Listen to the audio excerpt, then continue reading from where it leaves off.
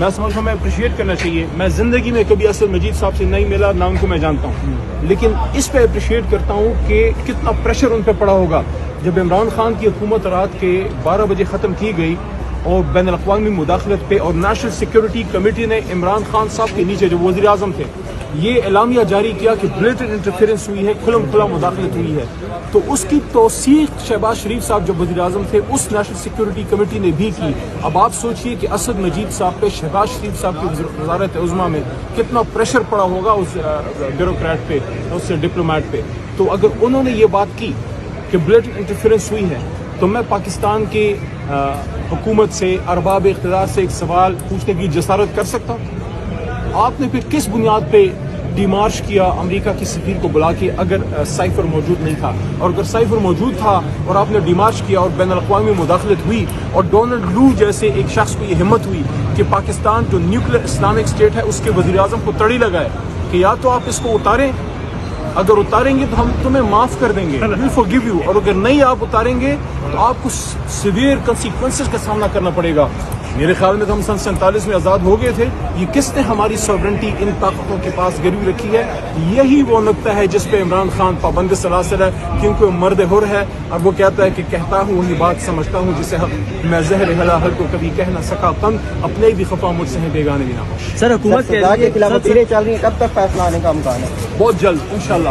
ہمارے وکلاء نے تو عید الفطر سے پہلے کی بات کی ہے. میری دعا ہے کہ ان کی بات پہ اللہ تعالیٰ ان کی گفتگو میں برکت ڈالے اور عمران خان صاحب عید الفطر سے پہلے وہ نکلیں اور بنی گالا یا زمان پارک میں ہمارے ساتھ جو ہے وہ بیٹھے ہوں. بنی گالا ہو تو بہتر ہے کیونکہ بنی گالا خان صاحب کو راس ہے.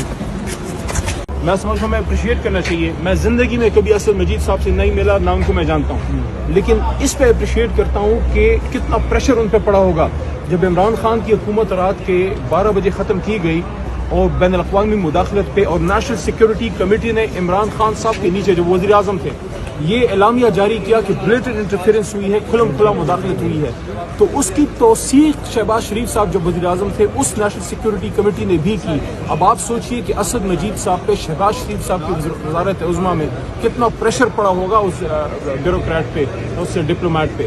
تو اگر انہوں نے یہ بات کی کہ بلیٹنٹ انٹرفیئرنس ہوئی ہے تو میں پاکستان کی حکومت سے، ارباب اقتدار سے ایک سوال پوچھنے کی جسارت کر سکتا ہوں.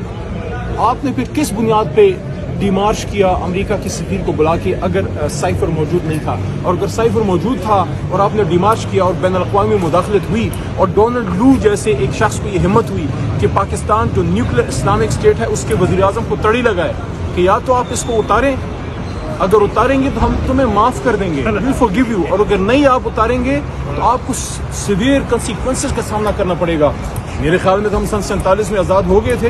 یہ کس نے ہماری سوورنٹی ان طاقتوں کے پاس گروی رکھی ہے؟ یہی وہ نقطہ ہے جس پہ عمران خان پابند سلاسل ہے، کیونکہ وہ مرد حر ہے اور وہ کہتا ہے کہ کہتا ہوں وہی بات سمجھتا ہوں جسے میں زہر حل کو کبھی کہہ نہ سکا تنگ، اپنے بھی خفا مجھ سے ہیں بیگانے بھی نہ ہوش. سر حکومت کے خلاف اپیلیں چل رہی ہیں، کب تک فیصلہ آنے کا امکان ہے؟ بہت جلد انشاءاللہ. ہمارے وکلاء نے تو عید الفطر سے پہلے کی بات کی ہے. میری دعا ہے کہ ان کی بات پہ اللہ تعالیٰ ان کی گفتگو میں برکت ڈالے اور عمران خان صاحب عید الفطر سے پہلے وہ نکلیں اور بنی گالا یا زمان پارک میں ہمارے ساتھ جو ہے وہ بیٹھے ہوں. بنی گالا ہو تو بہتر ہے کیونکہ بنی گالا خان صاحب کو راس ہے.